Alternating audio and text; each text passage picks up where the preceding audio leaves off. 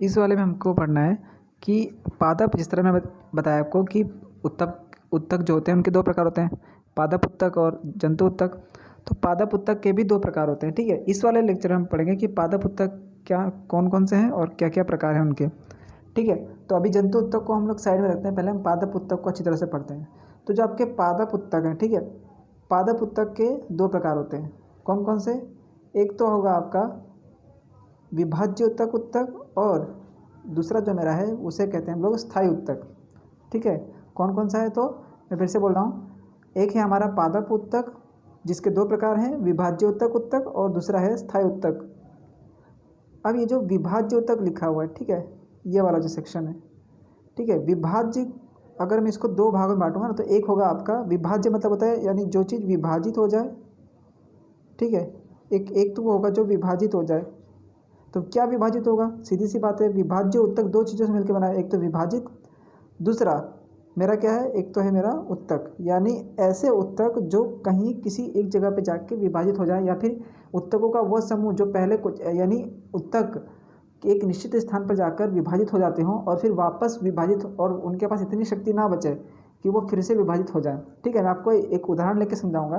तो अभी ऐसा समझे कि विभाज्य उत्तक का मतलब होता है कि ऐसे उत्तक जो किसी निश्चित स्थान पर जाकर विभाजित हो जाते हों, तो इस प्रकार के उत्तक को हम लोग कहते हैं विभाजित उत्तक या विभाज्य उत्तक, ठीक है। अब कौन कौन से हैं? तो एक तो है हमारा पादप उत्तक में, एक है विभाज्य उत्तक, दूसरा है मेरा स्थायी उत्तक, ठीक है। नेक्स्ट जो है, अब जैसे कि आपके सामने एक छोटा सा ड्राइंग है, ठीक है, इसको ज़रा समझते हैं। जैसे कि अगर आप देख रहे हो कि ये एक पेड़ है, ठीक है, ये एक पेड़ की ड्राइंग है, तो अगर आप ध्यान से देखें तो मैं इसको ज़रा देख लेता हूँ, ठीक है। तो इसमें क्या हुआ है कि ये वाला, अगर ये वाला सेक्शन अगर आप देख रहे हैं इस तरफ वाला, कि जो आपका पेड़ था वो बड़ा तो हो रहा था, लेकिन एक निश्चित स्थान यानी यहाँ पर जाके फिर वो क्या हुआ कि विभाजित हो गया, यहाँ पर आ गया, ठीक है। थोड़ा फिर कुछ दूर ऊपर तक गया, फिर विभाजित हो गया। यानी ऐसा नहीं कि बस मेरा पेड़ एक खड़ा सीधा अगर जा रहा है ऊपर तो बस ऊपर ही ऊपर जाता रहेगा, ऊपर ही जा रहा है, कोई डालियाँ है ही नहीं। तो डालियाँ क्यों निकल रही? क्योंकि जो पादप में जो उत्तक पाए गए हैं वो क्या एक निश्चित स्थान पर जाकर क्या हो गए हैं, विभाजित हो जाते हैं। और इसी के कारण क्या होता है, इन उत्तकों के विभाजित होने के कारण ही हमें जो टहनियाँ दिखाई दे रही हैं या जो हमारी डालियाँ दिखाई देती हैं, कि जो एक निश्चित ऊंचाई पर जाके जहाँ से डालियाँ शुरू हो जाती हैं, या जिसे हम लोग डाली कहते हैं, या फिर ब्रांचेस जिसे इंग्लिश में कहते हैं, या टहनियाँ जिसे हम लोग कहते हैं। तो ऐसा तो है नहीं कि टहनियाँ ज़मीन से ही निकलना शुरू होती है, ऐसा तो है नहीं। पहले तो जो होता है हमारा जो पौधा होता है वो पहले कुछ ऊंचाई तक जाता है, उसके बाद फिर छोटी छोटी जो टहनियाँ निकलने शुरू होती हैं या निकलने लगती हैं। तो ऐसा टहनियाँ एक निश्चित स्थान से ही क्यों निकल रही हैं? तो ऐसा इसलिए होता है क्योंकि उन स्थानों पर उत्तकों में क्या होता है, विभाजन हो जाता है, और इसी के कारण क्या होता है, जो हमारी टहनियाँ हैं उनका स्वरूप दिखाई देता है। यानी जो डालियाँ हमें दिखाई दे रही ना, वो क्यों? क्योंकि उन स्थानों पर जो उत्तक होते हैं वो क्या होते हैं, विभाजित हो जाते हैं, ठीक है। लेकिन इसको आप पेपर में अगर आकर पेपर में मान लो आ गया कि बताइए विभाज्य उत्तक क्या है, तो आपको लिखना कैसे? तो आप इसको समझिए कि जब उत्तकें एक निश्चित स्थान पर जाकर विभाजित हो जाती हों, और उन उत्तकों में, ठीक है, जब कोई उत्तक एक निश्चित स्थान पर जाकर विभाजित हो जाती हों, तो इस प्रकार के उत्तकों को विभाज्योत्तक उत्तक कहते हैं। फिर से बोल रहा हूँ, जब उत्तक एक निश्चित स्थान पर जाकर विभाजित हो जाते हों तो इस प्रकार के उत्तक को विभाज्योत्तक उत्तक कहते हैं, ठीक है। और ये कहाँ कहाँ पाई जाती हैं, तो जरा उसको देख लेते हैं कि विभाज्य उत्तक कहाँ कहाँ पाए जाते हैं। तो अब जो आपके विभाज्य उत्तक है ना, अब देखिए जैसे कि इसको देखिए, ये क्या है, ठीक है, ये आपकी टहनी थी, ठीक है। अब ये एक नीचे यहाँ तक तो गई, यहाँ तक पहुँची, लेकिन फिर यहाँ से फिर इस तरफ मुड़ गई ना। ऐसा तो है नहीं कि सीधे सीधे निकल गई, ऐसा नहीं हुआ।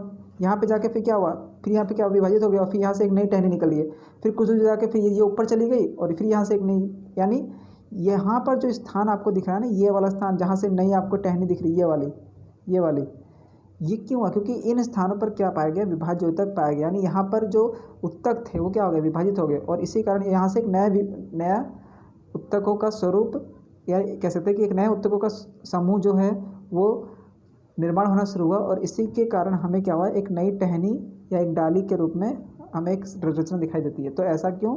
तो पूछे तो ऐसा एक निश्चित स्थानों पर उत्तकों के विभाजित होने की घटना को ही क्या कहते हैं, विभाज्य उत्तक का निर्माण होता है, ठीक है। फिर से बोल रहा हूँ, एक निश्चित स्थानों पर उत्तकों के विभाजित होने की प्रक्रिया को ही विभाज्य उत्तक कहते हैं, ठीक है। नेक्स्ट जो है वो क्या है मेरा कि अब जो आपके विभाज्य उत्तक होते हैं वो 3 प्रकार के होते हैं, ठीक है। एक तो होता है शीर्षस्थ उत्तक। अब शीर्षस्थ उत्तक क्या होता है, यानी ऐसे उत्तक जो पौधों की लंबाई और पौधों की जो जड़ें होती हैं उनकी लंबाई में मदद करते हैं, तो इस प्रकार के उत्तक को कहते हैं शीर्षस्थ विभाज्य उत्तक। फिर से कह रहा हूँ, विभाज्य उत्तक 3 प्रकार के होते हैं। एक होगा शीर्षस्थ विभाज्य उत्तक, दूसरा होगा पार्श्व विभाज्य उत्तक और तीसरा होगा आपका अंतर्विष्ट विभाज्य उत्तक, ठीक है। शीर्षस्थ विभाज्य, ये जो आप देख रहे हैं ये जो डायग्राम, ये क्या है, एक मैंने नॉर्मल बनाया है डायग्राम, ठीक है।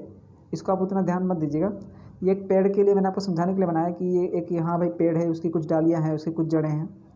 तो मैंने क्या किया इसमें, जो आपके विभाज्य उत्तक में जो पहला प्रकार है, ठीक है, कौन सा, शीर्षस्थ विभाज्य। शीर्षस्थ विभाज्य उत्तक का काम होता है कि पेड़ की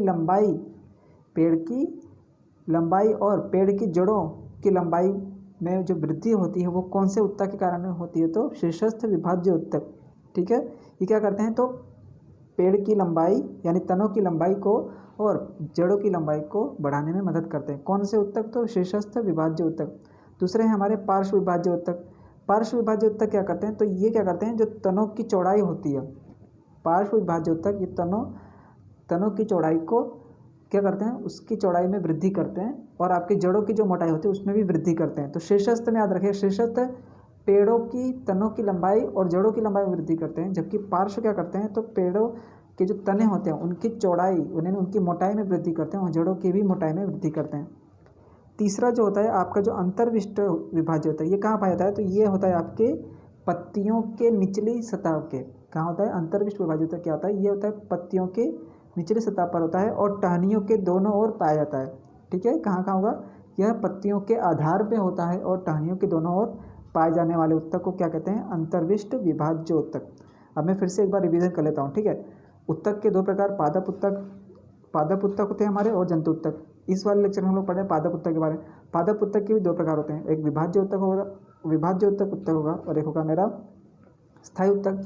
विभाज्य उत्तक मेरे 3 प्रकार के, शीर्षस्थ, पार्श्व और अंतर्विष्ट। शीर्षस्थ विभाज्य उत्तक क्या होगा, तो वो पेड़ों की जो तने होते हैं उनकी लंबाई और जो पेड़ों के जड़ों की जो लंबाई होती है उनमें वृद्धि करते हैं। कौन से उत्तक, तो शीर्षस्थ विभाज्य उत्तक। दूसरा जो पार्श्व विभाज्य उत्तक, ये क्या करेंगे, ये पेड़ों के तनों की मोटाई को यानी उसके पेड़ों की जो चौड़ाई है, तनों की जो चौड़ाई है उसको क्या करते हैं, उसमें वृद्धि करते हैं और जड़ों की जो चौड़ाई होती है उसमें भी वृद्धि करते हैं। तीसरा है अंतर्विष्ट विभाज्य उत्तक। ये जो होता है ये पत्तियों के आधार में एवं टहनियों के दोनों ओर पाया जाता है, ठीक है। तो आपको सिर्फ विभाज्य उत्तक सिर्फ इतनी ही 3 चीज़ें याद रखनी है, ठीक है। नेक्स्ट अगर चलते हैं तो अब हम लोग देखते हैं जैसे कि ये है, ठीक है। उत्तक क्या है, तो मैंने बोला ना कि उत्तक क्या है, तो कोशिकाओं का समूह है। तो जो आपको बाहर वाला जो बॉर्डर दिख रहा है ये क्या है, ये एक उत्तक है। ये क्या है, ये मेरा एक उत्तक है और इस एक उत्तक में देखिए कितने सारे कोशिकाएं हैं, एक ये कोशिका, एक ये कोशिका, एक ये कोशिका। तो ये क्या है, एक उत्तक भी क्या है, मैंने बोला ना उत्तक क्या है, तो कोशिकाओं के समूह को ही क्या कहते हैं, तो हम लोग उत्तक कहते हैं, ठीक है। तो इसे आप समझ दीजिएगा।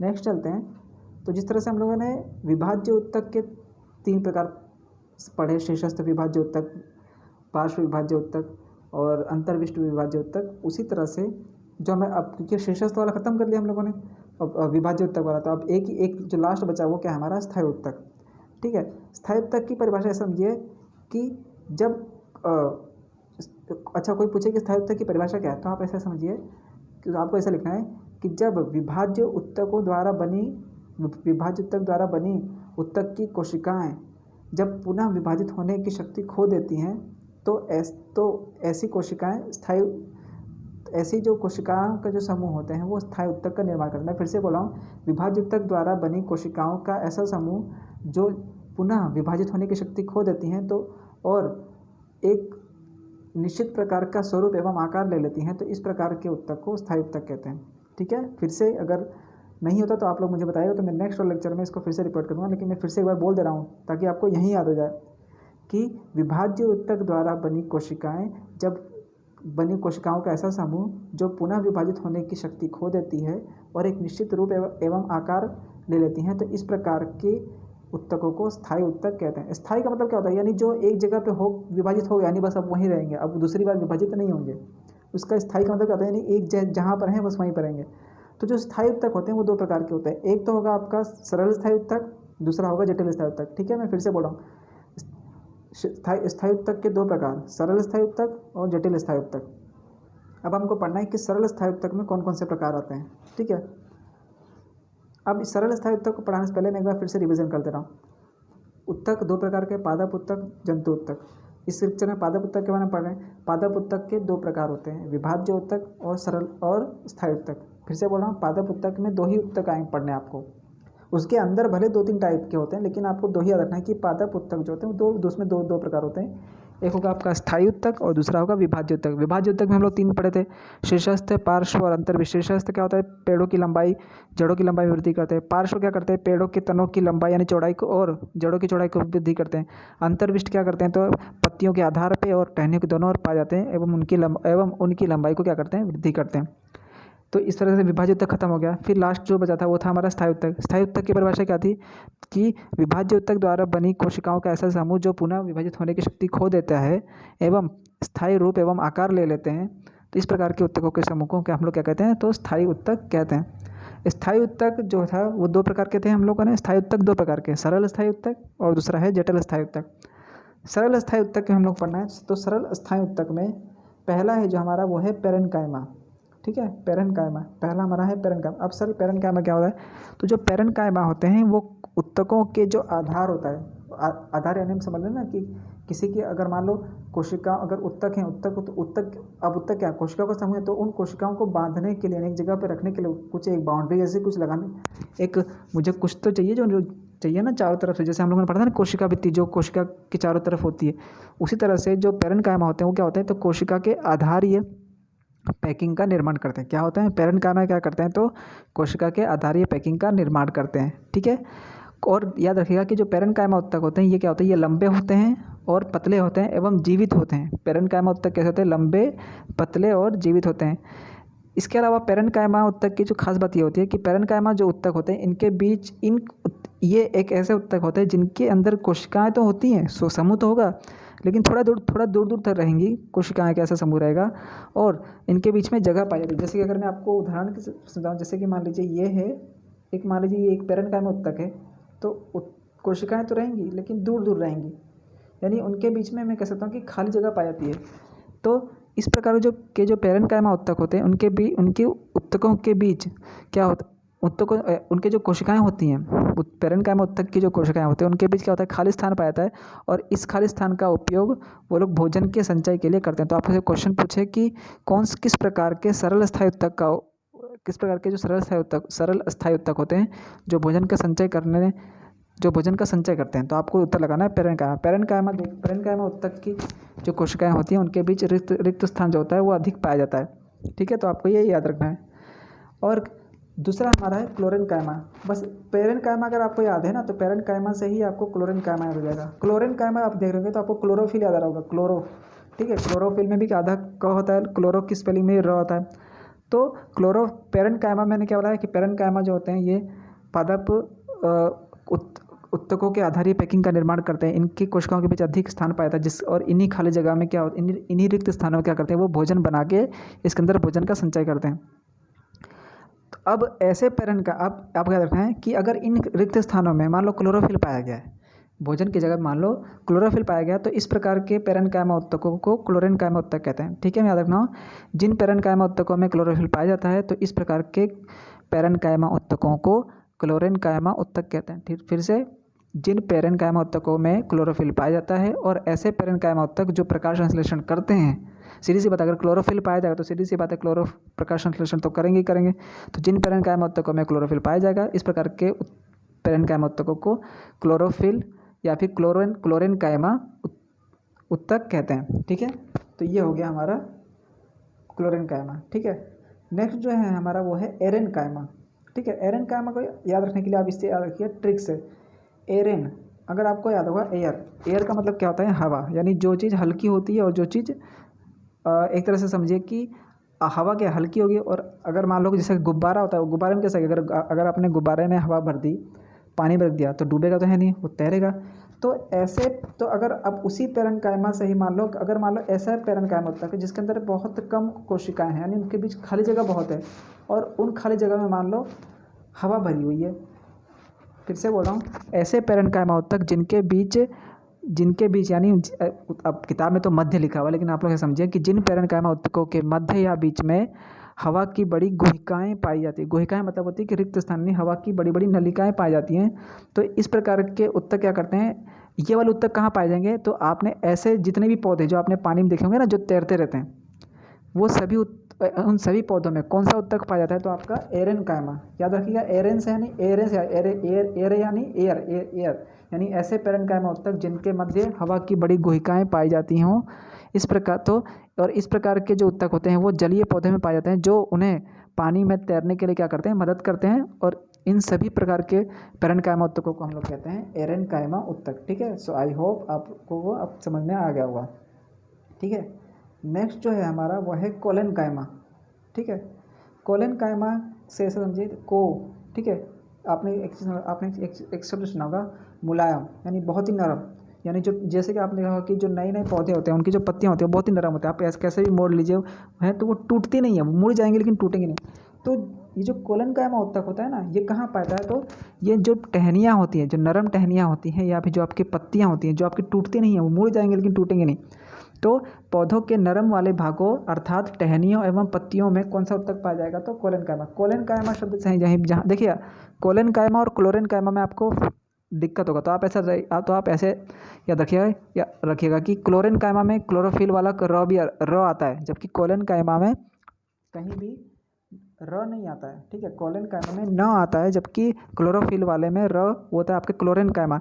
तो जिन पैरेन्काइमा में क्लोरोफिल होगा उन्हें क्लोरेनकाइमा, और पत्तियों में और टहनियों में पाए जाने वाले उत्तक को हम लोग कहते हैं कोलेनकाइमा। ये क्या करता है, तो पत्तियों को यांत्रिक सहायता प्रदान करता है, जिसके कारण पत्तियां टूटती नहीं है। कोलेनकाइमा क्या करता है, ये पत्तियों को नरमता प्रदान करता है, जिसके कारण क्या होता है, पत्तियां टूटती नहीं है। ठीक है, नेक्स्ट जो है वो है हमारा स्क्लेरेनकाइमा। ठीक है, स्क्लेरेनकाइमा जो उत्तक होता है, इसकी जो जितने इस उत्तक में जितनी भी कोशिकाएं होती हैं, किसमें, स्क्लेरेनकाइमा।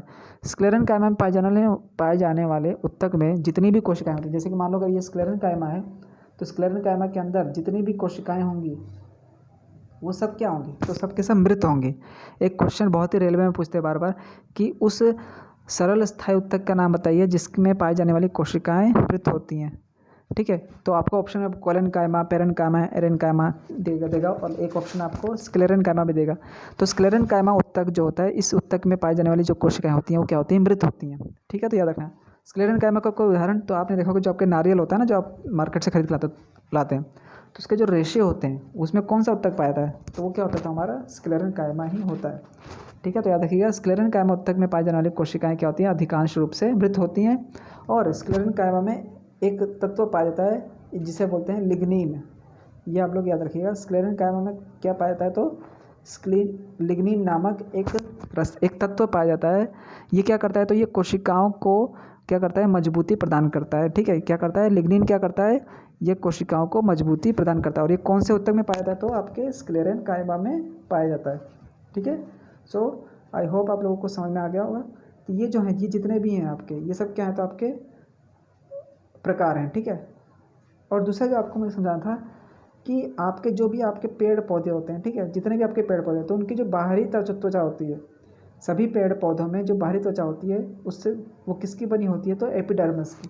याद रखिएगा, क्वेश्चन पूछते हैं कि पेड़ पौधों में की जो बाहरी सतह होती है वो किस चीज़ की बनी होती है, तो एपिडर्मिस की। ठीक है, तो ये आप चीज़ याद रखिएगा। ठीक है, और एक चीज़ और कि आप लोगों को ऐसा लग रहा होगा कि काफ़ी समय से वीडियो नहीं आ रहा है, क्या बंद कर दिया ऐसा कुछ, तो ठीक है, तो ऐसा कुछ नहीं। बीच में मेरी तबीयत काफ़ी ख़राब हो गई थी, लगभग 2 हफ्ते तक मेरी तबीयत ख़राब थी, तो इसलिए मैं वीडियो नहीं बनाता। और दूसरी चीज़ था कि मेरा जो स्टाइलस पेन था वो भी आया नहीं था, मैंने अभी अमेज़न से ऑर्डर किया है, तो वो भी लगभग 2-3 दिन पहले ही आया। तो अभी मैं चीज़ों को, और याद रखिएगा कि भले 2 हफ्ते मैंने नहीं किया है, ठीक है, लेकिन अब अपकमिंग यानी आने वाले समय में 1-2 दिन में बहुत ही अच्छे वीडियो आएंगे। बहुत ही अच्छे मैथ्स से रिलेटेड मैंने 2-3 वीडियो बहुत ही अच्छे सोच के रखे हैं, बहुत ही अच्छे बेसिक वाले वीडियो हैं, वो आपको बहुत ही हेल्पफुल होंगे। और जिस तरह से इस वाले लेक्चर में हम लोगों ने पढ़ लिया हम लोगों ने पादप उत्तक के बारे में, नेक्स्ट वाले लेक्चर में हम लोग पढ़ेंगे जंतु उत्तक। ठीक है, जंतु उत्तक में जो सेक्शन है ना वो थोड़ा बड़ा है। ठीक है, जंतु उत्तक में काफ़ी सारे उत्तक आए हुए हैं, तो उसको हम लोग उसमें थोड़ा लगभग 2 पार्ट में आएगा उसको। ठीक है, पार्ट 1 पार्ट 2 करके तो उसमें बनाऊँगा। ठीक है, सो अभी जो मेरा एक क्वेश्चन है वो आपका, मेरा जो क्वेश्चन है आपको, जो आपको कमेंट बॉक्स में लिखना है, वो क्वेश्चन ये है कि पादप उत्तक जो है उसके कितने प्रकार हैं और जंतु उत्तक के कितने प्रकार हैं, ठीक है। और आपको बताना है कि ऐसा कौन सा उत्तक है जिसके अंदर क्लोरोफिल पाया जाता है। ये दो क्वेश्चन के आंसर आपको बता देना है। मैं फिर से बोल रहा हूँ, पादप उत्तक के कितने प्रकार हैं और जंतु उत्तक के कितने प्रकार हैं, ठीक है, ये आपको लिखना है, ठीक है। सॉरी, जंतु उत्तक का मैंने बताया नहीं आपको अभी, ठीक है। आप खाली ऐसा ऐसा लिखिएगा कि पादप उत्तक के कितने प्रकार हैं, आप सिर्फ इतना लिखिएगा, ठीक है। और कौन कौन सा है, जितना भी आपको याद आ रहा है आपको लिखना है, ठीक है। तो एक बार मैं फिर से आपको रिविजन करवा दे रहा हूँ। जब उत्तक दो प्रकार के, पादप उत्तक, जंतु उत्तक। पादप उत्तक में दो प्रकार होते हैं, विभाज्य उत्तक और स्थायी उत्तक। विभाज्य उत्तक तीन प्रकार का, शीर्षस्थ, पार्श्व और अंतर्विष्ट।